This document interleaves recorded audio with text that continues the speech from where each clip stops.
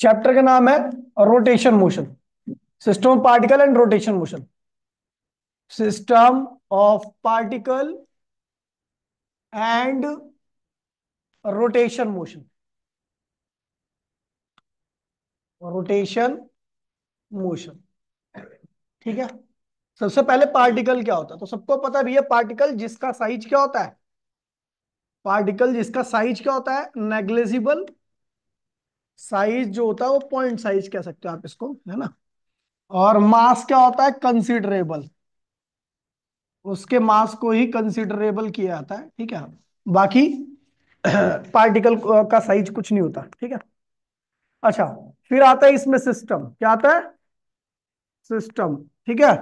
तो सिस्टम जो होता है वो ग्रुप ऑफ पार्टिकल होता है। क्या होता है, group of group of group of particles. अब वो पार्टिकल्स का कितने भी पार्टिकल्स का कितने भी पार्टिकल का ग्रुप हो सकता है, 2 4 10 15 20, है ना। जो भी है पार्टिकल के ग्रुप्स को हम क्या कहते हैं भैया, सिस्टम का। ठीक है। Internal force. Internal internal force. तो भैया इंटरनल फोर्स के बारे में बात करूं, जिससे जिस फोर्स से जुड़ करके सिस्टम बनता है, जिस फोर्स से पार्टिकल जुड़े होते हैं, ठीक है। तो उसी को हम क्या कहते हैं भैया, the force which hold the the force which hold the system. वो फोर्स जो सिस्टम को होल्ड करके रखे, पकड़ के रखे, उसको हम क्या कहते हैं भैया, इंटरनल फोर्स कहते हैं। हाँ, इसकी वजह से अगर मैं इंटरनल फोर्स की बात करूं, तो इंटरनल फोर्स की वजह से केवल ये होल्ड करके रखता है बॉडी को। इसकी वजह से एक्सेलरेशन की वैल्यू क्या होती है, 0। ये सिस्टम को एक्सेलरेट नहीं करा सकता, केवल होल्ड करके रखेगा, ठीक है। फिर आता है external force. External external force. तो ये वो फोर्स होता है which accelerate the system of particle, which accelerate the accelerate the system of particle, जो पार्टिकल को एक्सेलरेट कर दे। ठीक है भैया। अगर मैं एक्सटर्नल फोर्स लगाता हूं किसी भी सिस्टम पे, तो सिस्टम का मास मुझे पता है, तो मैं उस सिस्टम का एक्सेलरेशन निकाल सकता हूं। ठीक है। ये क्या है, मास ऑफ सिस्टम, और ये एक्सेलरेशन सिस्टम, और ये कौन सा फोर्स है, एक्सटर्नल फोर्स है। ठीक है। बात करते हैं भैया, ठीक है, सेंटर ऑफ मास की। किसकी बात कर रहे हैं, सेंटर ऑफ मास था ना, हाँ। सेंटर ऑफ मास, सीएम, क्या होता है। तो ये बॉडी के अंदर एक हाइपोथेटिकल पॉइंट होता है जहां पे ये मान के चले आता है कि बॉडी का पूरा मास क्या होता है, कंसंट्रेट करता है। क्या करता है, the point at which the whole mass of the body is suppose to be concentrated. ये मान के चले आता है कि इसी पॉइंट पर बॉडी का पूरा मास क्या कर रहा है, लाई कर रहा है। प्रॉपर्टी पता होनी चाहिए आपको, प्रॉपर्टीज ऑफ सेंटर ऑफ मास। पहली प्रॉपर्टी क्या है, ठीक है, if body is balanced, if body is balanced about its centre of mass.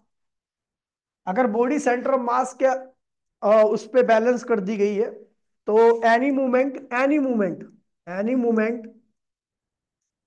In body is equals to 0। Body के अंदर किसी प्रकार की कोई भी मूवमेंट नहीं होगी। दूसरा, mass of body is equals to mass of centre of mass. Body का मास और सेंटर ऑफ मास, दोनों का मास क्या होता है भैया, आइडेंटिकल होता है। तीसरा, velocity of centre of mass equals to velocity of body. Body की जो वेलोसिटी होती है वही उसके अंदर सेंटर ऑफ मास जो है उसकी वेलोसिटी भी वही होती है। एक्सेलरेशन ऑफ बॉडी जो acceleration of centre of mass, acceleration of centre of mass equals to में एक्सेलरेशन ऑफ बॉडी। ठीक है। अगला पांचवा, ठीक है, कि force on centre of mass, अगर आपको सेंटर ऑफ मास पे फोर्स निकालना तो आप क्या करोगे, mass of centre of mass into में acceleration of centre of mass करोगे। और आपको पता है mass of centre of mass कितना होता है, मास ऑफ बॉडी के, और acceleration of centre of mass कितना होता है, एक्सेलरेशन ऑफ बॉडी के। तो सेम ही फॉर्मूला आप यूज कर सकते हो उसके लिए, है ना, याद नहीं भैया। ठीक है, तो अगला, ठीक है, ये अगर पार्टिकल है और ये उसकी क्या है, ये सेंटर ऑफ मास, ये क्या है, ये सेंटर ऑफ मास है, पार्टिकल का मास क्या है, इसका एम है ना, ये है एक्सिस, एक्सिस, ठीक है। और इसके ऊपर मैंने क्या किया, एक फोर्स लगा दिया, कौन सा फोर्स लगाया, एक्सटर्नल फोर्स लगाया। तो सबसे पहले इस सेंटर ऑफ मास की वेलोसिटी जो होगी, सेंटर ऑफ मास की, इस पार्टिकल के सेंटर ऑफ मास की, देख ध्रुव मत बोल, पढ़ाई के वक्त मैंने तो समझा रखा ना, ठीक है। तो जब मैं फोर्स लगा रहा हूं तो ये मास यहाँ पे रेस्ट में थोड़ी ना रहेगा, ये मूव करेगा, मूव करेगा, इसका मतलब इसके सेंटर ऑफ मास के पास कुछ वेलोसिटी रहेगी। तो इसकी सेंटर ऑफ मास की वेलोसिटी क्या रहेगी, इसकी सेंटर ऑफ मास की पोजीशन को आप क्या करो, टाइम के रिस्पेक्ट में डिफरेंशिएट कर दो, वेलोसिटी आ गई। दूसरा, अगर आप एक्सटर्नल फोर्स लगा रहे हो तो जाहिर सी बात है सेंटर ऑफ मास क्या करेगा, ये मास एक्सेलरेट करेगा तो उसका सेंटर ऑफ मास भी एक्सेलरेट करेगा, वो एक्सेलरेशन क्या होगा, acceleration of centre of mass equals to में velocity of centre of mass को आप क्या करो, डिफरेंशिएट कर दो दोबारा से। तो आपको वेलोसिटी ऑफ सेंटर ऑफ मास क्या मिली है ऑलरेडी, डी आर अपॉन में डी टी। तो इसका मतलब अगर आप आर को टाइम के रिस्पेक्ट में दो बार डिफरेंशिएट कर दो तो क्या आएगा, सेंटर ऑफ मास का एक्सेलरेशन, ठीक है। Centre of mass of different system. अब हमें सेंटर ऑफ मास निकालना है अलग अलग सिस्टम का, ठीक है। सबसे पहले है single particle system, single particle system. अगर एक पार्टिकल का सिस्टम है तो उसका सेंटर ऑफ मास कहां लाई करेगा, तो भैया एक पार्टिकल का सिस्टम है तो भैया सेंटर ऑफ मास यही है,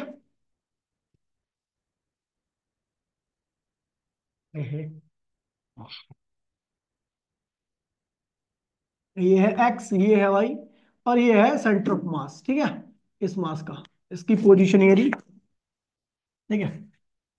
तो आर क्या है, position vector of centre of mass of M, M के सेंटर ऑफ मास की पोजीशन वेक्टर क्या है भैया, आर है। बस खत्म हो गया इसका, सिंगल पार्टिकल का वैसे भी नहीं आता, ठीक है। अब आ रहे भैया टू पार्टिकल सिस्टम का, ये डेरिवेशन आती है टू पार्टिकल सिस्टम की, टू पार्टिकल सिस्टम। अब देखिए ये जो डेरिवेशन है वो मैंने कई बार कर रखी है, इसलिए मैं बहुत ज्यादा डिटेल में नहीं आऊंगा, डायरेक्ट कराने की कोशिश करूंगा, ठीक है। देखिए दो पार्टिकल सिस्टम में, दो पार्टिकल जो, एक सिस्टम है जिसके अंदर दो पार्टिकल है, पहला पार्टिकल ये रहा, इसका मास क्या है m1, और दूसरा पार्टिकल ये रहा, इसका मास क्या है m2। मैं किसी को भी बुला के करा सकता हूं तो उसको आगे बढ़ाना पड़ेगा इसको, है ना। अब m1 के सेंटर ऑफ मास का जो पोजीशन है वो क्या है, r1 है, क्या है, और m2 के सेंटर ऑफ मास का पोजीशन क्या है, r2 है। देखिए r1 क्या है ध्रुव, r1 क्या है, लेंथ है, क्या है?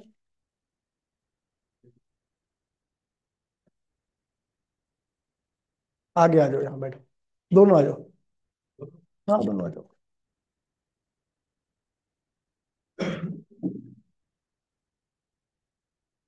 भैया साले,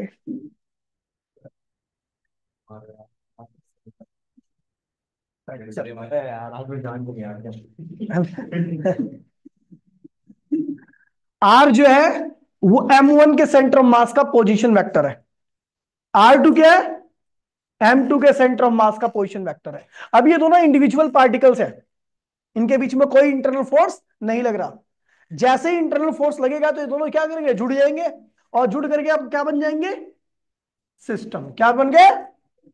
अच्छा, इसके ऊपर जो m1 के ऊपर जो फोर्स लग रहा है वो लग रहा है इंटरनल फोर्स F1, और जो m2 के ऊपर फोर्स लग रहा है वो क्या लग रहा है, F2। और F1 बराबर में क्या है, F2, लेकिन डायरेक्शन क्या है, अपोजिट है।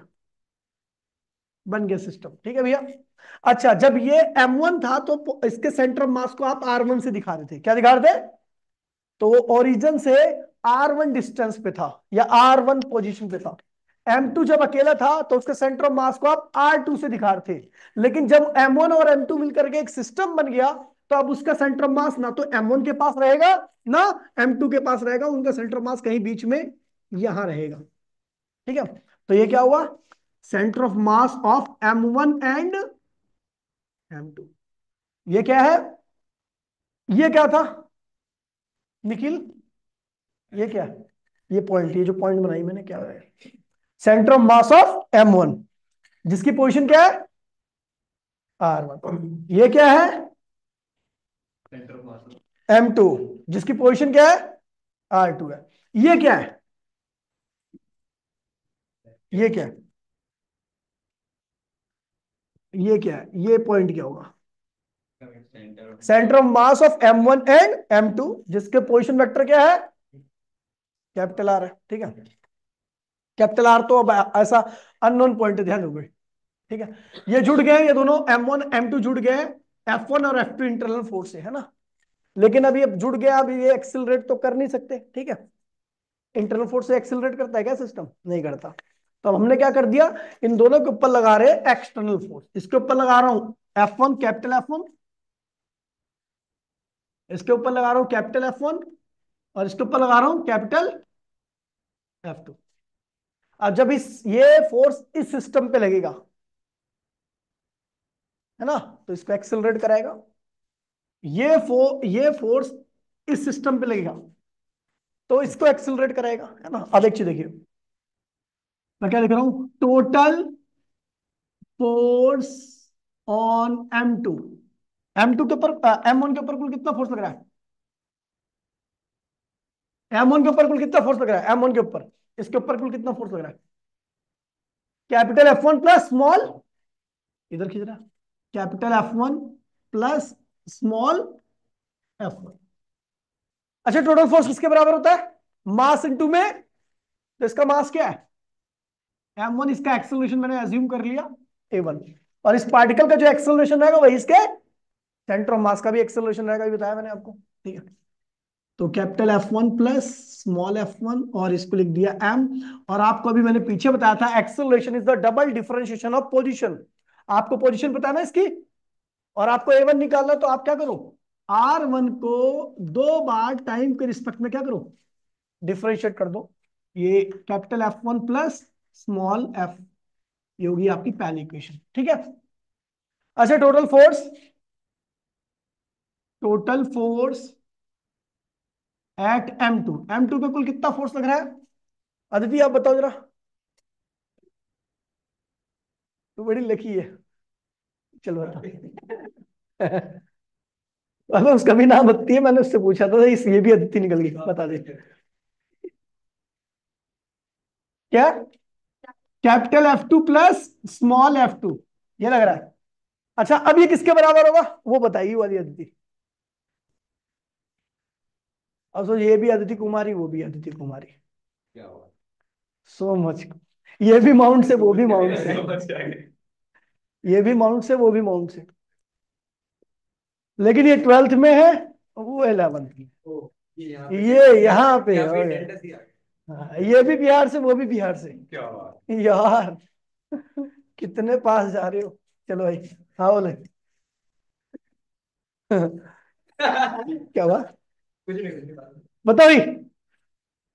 ये जो होगा, ये टोटल फोर्स M2 पे लग रहा है, ये किसके बराबर होगा? जैसे ये फोर्स लग रहा था M1 पे, ये किसके बराबर हुआ? उसके मास और उसके एक्सेलरेशन के। तो ये किसके बराबर होगा? M2 इंटू में बराबर में capital F2 plus small F2, है ना। तो बेटा ये M2 को ऐसे A2 के लिखूंगा, तो इसके पोजीशन को 2 बार टाइम के रिस्पेक्ट डिफरेंशिएट करो। ये क्या हुआ? F2 प्लस स्मॉल F2, है ना। ये होगी second equation. On adding first and second equation, दोनों इक्वेशन को ऐड कर दो। ठीक है, दोनों इक्वेशन को जब मैं ऐड करूंगा तो ये साइड इससे ऐड होगी और ये साइड इससे ऐड होगी। तो हम देख रहे हैं d square d t square d square d t square common आ रहा है। तो d square d t square मैंने ऑलरेडी कॉमन ले लिया, M1 R1 plus M2 R2। और यहां पे देखो एफ और capital F1 capital F2, small F1 plus small F2। लेकिन अपने को पता है भैया F1 और F2 एक दूसरे दूसरे के बराबर और अपोजिट है, तो ये दोनों एक दूसरे को क्या करेंगे, कैंसिल कर देंगे। तो भैया यहाँ पे आप क्या आने वाला है, क्या आने वाला है, इन ये दोनों एक्सटर्नल फोर्स है। F1 क्या है, पहले पार्टिकल पे लगने वाला एक्सटर्नल फोर्स है। F2 क्या है, तो दोनों का सम क्या होगा, टोटल एक्सटर्नल फोर्स सिस्टम पे जो लग रहा है। M1 M2 मिलाकर क्या बन गया, सिस्टम। तो ये क्या हुआ, टोटल फोर्स, एक्सटर्नल फोर्स लिख दिया मैंने, जो पूरे सिस्टम पे लग रहा है। उसकी वैल्यू कितने किसके बराबर आ रही है, M1 R1 plus M2 R2। कोई दिक्कत नहीं बेटा, ये होगी अपनी थर्ड इक्वेशन। अच्छा ये देखो टोटल एक्सटर्नल फोर्स आएगा, ये टोटल ये फोर्स किस पे लग रहा है, इस पूरे सिस्टम पे लग रहा है, लग रहा है नहीं लग रहा। तो इस पूरे सिस्टम पे लगने वाले एक्सटर्नल फोर्स को हम एक तरीके से और लिखते हैं, क्या लिखते हैं, इस पूरे सिस्टम का मास जो कि क्या है M1 प्लस M2 इंटू में इस पूरे सिस्टम का एक्सेलरेशन, जो कि मैंने क्या ले लिया, मैंने ACM, एक्सेलरेशन ऑफ सेंटर। आपको पता है पूरे सिस्टम का एक्सेलरेशन वही होता है जो उसके सेंटर ऑफ मास का एक्सेलरेशन होता है, यानी इस पॉइंट का जो एक्सेलरेशन होगा वही इस पूरे सिस्टम का एक्सेलरेशन होगा। ठीक है, तो भैया इसको लिखेंगे क्या, तो external force M1 plus M2। और भैया आपको पता है ये एक्सेलरेशन किसका है, सेंटर ऑफ मास का। और इस सेंटर ऑफ मास का पोजीशन वेक्टर क्या है, कैपिटल आर। तो कैपिटल आर को दो बार डिफरेंशिएट कर दो तो इसी की वैल्यू आएगी ना, आगे इसकी वैल्यू यही तो होगी, ये होगी आपकी fourth equation. From third and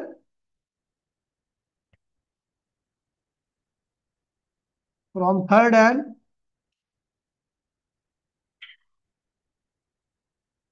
from third and fourth equation अगर हम देखें तो भैया ये भी एक्सटर्नल फोर्स की वैल्यू है, ये भी एक्सटर्नल फोर्स की वैल्यू है, दोनों आपस में क्या होंगी, बराबर होंगी।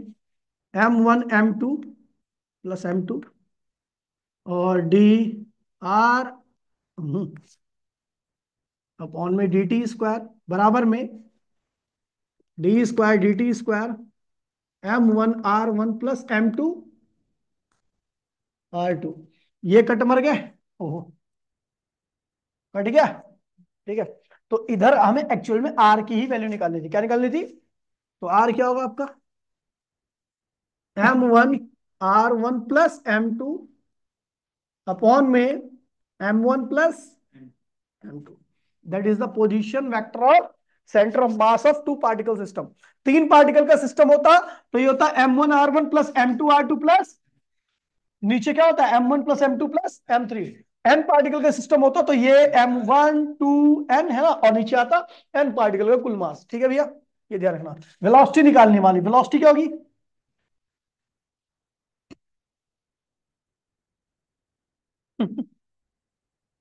बच्चे कॉपी करते हैं यार।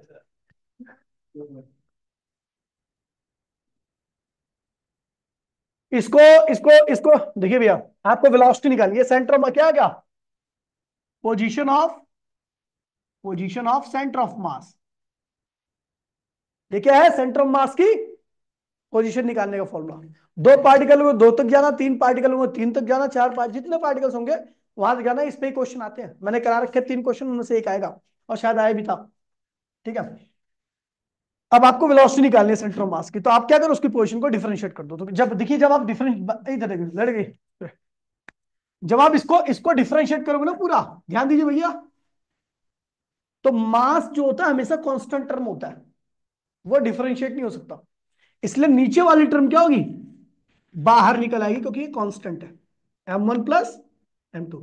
जब आप इसको कर रहे होगे तो बेटा यहां पर M1 R1 दो चीजें है, लेकिन इसमें M1 क्या है, कांस्टेंट है, R1 क्या है, वेरिएबल है। तो इसे लिखोगे आप M1 बाहर आ गया, dR1/dt। ऐसे ही दूसरी वाले को करोगे तो M2 बाहर आएगा, M2 बाहर आएगा, dR2/dt। इसको आप सॉल्व करो तो ये आएगा आपका, देखिए M1, अच्छा dr1/dt क्या हो गया, dr1/dt क्या होगा, v1, अब एक्सेलरेशन थोड़ी ना होगा, v1 होगा, वेलोसिटी होगा, प्लस M2, dr2/dt क्या होगा, v2 अपॉन में M1 प्लस M2। ये आएगा भैया velocity of centre of mass of दो पार्टिकल, तीन पार्टिकल के क्या होगा, चार पार्टिकल के लिए, ठीक है। और acceleration of centre of mass, acceleration of centre of mass अगर आपको निकालना तो आप velocity of centre of mass को क्या करो, डिफरेंशिएट कर दो टाइम के रिस्पेक्ट में, ठीक है। क्या रखी है velocity, m1 v1 plus m2 v2 upon में m1 प्लस m2, ठीक है। तो एक्सेलरेशन ऑफ सेंटर ऑफ मास आपका आने वाला है, क्योंकि जब आप डिफरेंशिएट करोगे वाली टर्म क्या होगी, बाहर आएगी, m1 प्लस, जब इसको करोगे तो m1 यहां से बाहर आएगा, अंदर क्या बचेगा, dv1 अपॉन में dt, प्लस जब इसको करोगे तो m2 बाहर आएगा, क्या आएगा, dv2 अपॉन में dt, ठीक है भैया। तो एक्सेलरेशन ऑफ सेंटर ऑफ मास का फॉर्मूला आ गया आपका, ये तो नीचे रहेगा m1 प्लस, ऊपर क्या रहेगा m1, ये क्या हो जाएगा बेटा a1, m2, ये क्या होगा a2, ठीक है भैया। तो ये acceleration of centre of mass आ गया, ठीक है। कॉपी निकालो, एक मिनट, कॉपी निकाल लो बड़ी।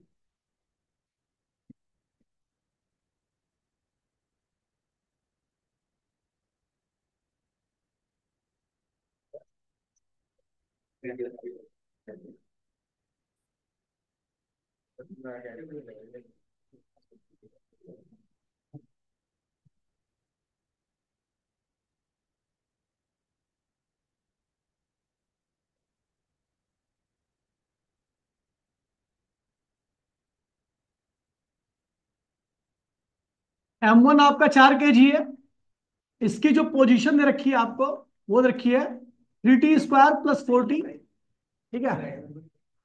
और m2 है आपका 3 kg, और इसकी जो पोजीशन है आपकी वो दे रखी है आपको 2t² माइनस 5t। फाइंड, ठीक है, फाइंड एक्सल position of centre of mass, position of centre of mass, दूसरा velocity of centre of mass, velocity of centre of mass, तीसरा acceleration of centre of mass. निकालो भैया, ट्राई जल्दी से, ठीक है। सेंटर ऑफ मास की पोजीशन मैंने निकालनी है, तो मैं क्या करूंगा, आर इक्वल्स टू में, आपको पता है m1 r1 प्लस m2, दो पार्टिकल है ना, तो यहीं तक लिखूंगा अपॉन में m1 प्लस m2। m1 क्या है 4, r1 क्या है 3t² प्लस 4t, ठीक है, प्लस भाई बोल मत बोलना, m2 क्या है आपका 3, और r2 क्या है भैया 2t² प्लस माइनस 5t। अब इसको गुणा उड़ा करके जोड़ना है केवल आपको, वो सब कर सकते हो आप, ये आ गया, ठीक है। जब आप वेलोसिटी ऑफ सेंटर ऑफ मास निकालने जाओगे तो m1 क्या, m1 चाहिए m1 v1 plus m2 upon में m1 प्लस m2, लेकिन अपने को v1 v2 तो नहीं रखा, लेकिन हमें पता पोजीशन से वेलोसिटी निकल सकती है, इसको डिफरेंशिएट करो तो भैया आएगा m1 कितना बेटा 3, 4, v1 निकालने के लिए आपको r1 को डिफरेंशिएट करना पड़ेगा, तो ये आएगा 6t प्लस 4, ये v1 की वैल्यू आ गई, इसको डिफरेंशिएट कर दो ना एक बार टाइम के रिस्पेक्ट में, ठीक है। और प्लस m2 क्या है 3, और v2 क्या है, इसके लिए इसको डिफरेंशिएट करना पड़ेगा, तो दो आगे आएगा 4t-5, किसका किसका यही आया, जिसका यही आया उसका एक्सेलरेशन क्या होगा सेंटर मास का, m1 a1 plus m2 a2 upon में m1 प्लस m2, है ना।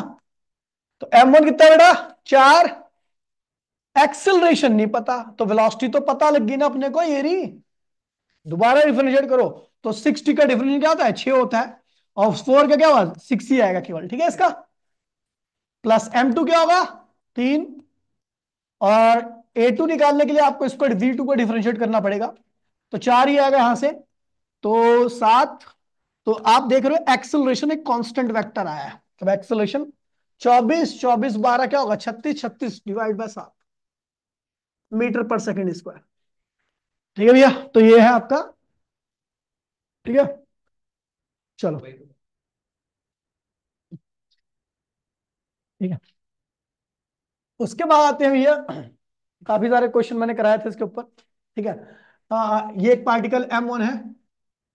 ठीक है, एक पार्टिकल M1 है, इससे L डिस्टेंस पर एक पार्टिकल M2 रखा हुआ है। M2 रखा हुआ है, इस M3 एक पार्टिकल है, इन सबके बीच में दूरी क्या है, L है। तो सेंटर ऑफ मास निकालो, find the position of centre of mass, position of centre of मास, इसके पार्टिकल के सिस्टम का सेंटर ऑफ मास की पोजीशन निकालो। ठीक है, इस तरह के चित्र में सबसे पहले आपको एक मास को ओरिजिन पे रखना होता है और उसी के रेफरेंस में सारे काम करने होते हैं। याद नहीं, याद है, एक्स और ये वाई। तो ये क्या होगा, 0,0, बोला हाँ। यहां कोऑर्डिनेट्स क्या होगी, L,0। अब एक्स की वैल्यू तो L रहेगी ना, और यहाँ के कोऑर्डिनेट्स क्या होंगे। तो भैया आपको पता है एक्स की वैल्यू हो चुकी है L/2 और वाई की वैल्यू कितनी हो चुकी है, तो ये L है, ये L/2 है, तो ये क्या होगा, √3L/2 ये हो जाएगा। ठीक है, अभी हमारा M1 पार्टिकल हो गया, M2 पार्टिकल हो गया, M3 पार्टिकल हो गया। तो मैंने मान लिया कि यहां पर इसकी पोजीशन वेक्टर क्या है, सेंटर मास के एक्स और वाई। तो एक्स की वैल्यू क्या होगी, M1 x1 plus M2 x2 plus M3 x3 upon में M1 plus M2 plus M3। M1 क्या है बेटा, ये रहा। x1 क्या है, 0। M2 क्या है, ये रहा। x2 क्या है, L। M3 क्या है, ये रहा। x3 क्या है, L बाय में डिवाइड बाय तीनों मास का सम, M1 plus M2 plus M3। और ऐसे ही आप पाई निकालो, चलो फटाफट जल्दी से, जल्दी निकालो भाई। यह होगा आपका M1 Y1 plus M2 Y2 plus M3 Y3 divide by तीनों का मास, M1 plus M2 plus M3 है ना। तो Y इक्वल्स में M1 क्या है बेटा, M1 ही है, Y1 क्या है 0, M2 क्या है M2 ही है, Y2 क्या है 0, M3 क्या है M3 है, Y3 क्या है √3L अपॉन में 2 divide by total mass M1 plus M2। Solve करोगे तो भैया यहाँ पर आपको वैल्यूज मिल जाएंगे। ठीक है, एक ऐसी क्वेश्चन था, एक एल शेप्ड लैमिना है, क्या है, ये भी काफी बार रखा क्वेश्चन। ठीक है, एक एल शेप्ड लैमिना है आपका,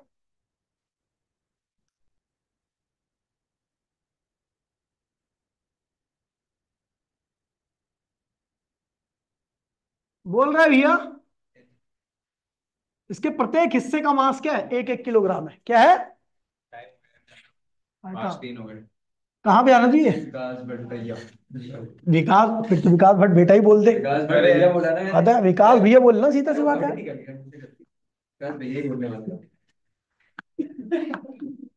देखा कर किससे, किसका नाम ले रहा है, एक्स वाई। ठीक है, ये एक्स वाई कोऑर्डिनेट है, उसके बीच में आपके ना उधर रखे, और ये एक है, ये 0 है, ये एक है, ये 2 है, ये एक है, ये 2 है। तो प्रत्येक ब्लॉक का मास C1 C2 और C3 तीनों का मास क्या है, 1-1 किलोग्राम है। तो भैया इस तीनों को मिला करके जो स्ट्रक्चर बन रहा है, ठीक है, वो क्या कहते हैं कि वो उसका सेंटर ऑफ मास निकालो, मतलब एल शेप्ड लैमिना जो है ना, उसका आपको सेंटर ऑफ मास निकालना है। ठीक है, तो कैसे निकालेंगे, देखिए भैया, सबसे पहले आप इस C1 के कोऑर्डिनेट्स निकाल लो, क्या होंगे कोऑर्डिनेट्स बेटा, हाँ C1, हाँ C2 ये, देखो ये एक है, तो x की वैल्यू होगी 0.5। अच्छा ये भी एक है, तो y की वैल्यू भी क्या होगी 0.5। समझ गया भैया, तो इसके C2 के कोऑर्डिनेट्स में x और y, x1 और y1 जो भी है वैल्यूज निकले। C3 के कोऑर्डिनेट्स बताओ, x की वैल्यू एक और आधी है ना, 1.5 आएगी, और y की वैल्यू केवल क्या है, आधी, 0.5 है ना। अच्छा यहां पर आते हैं तो क्या होगा, x की वैल्यू क्या होगी 0.5 कोमा, y की वैल्यू क्या होगी 1.5, ये हो गया। हर जगह मास क्या है, 1 किलोग्राम, 1 kg, 1 kg, है ना। निकाल दो भैया सेंटर ऑफ मास। क्या करेंगे भैया, हमने मान लिया कि जो सेंटर ऑफ मास होगा वो क्या होगा, एक्स और वाई कोऑर्डिनेट्स होंगे, तो एक्चुअली निकाल बोला M1 x1, M2 x2, M3 3 में 3 किलो मास, क्योंकि 3 मास है ना टोटल। ऐसी वाई क्या होगा, M1 y1। अब जिससे पूछूंगा मैं M2 y2, M3 y3, और टोटल मास 3 kg। M1 क्या है भैया, अदिति तू बता, M1 क्या है, जो C1 का मास होगा वही M1 का मास होगा, बता क्या है, 1 kg।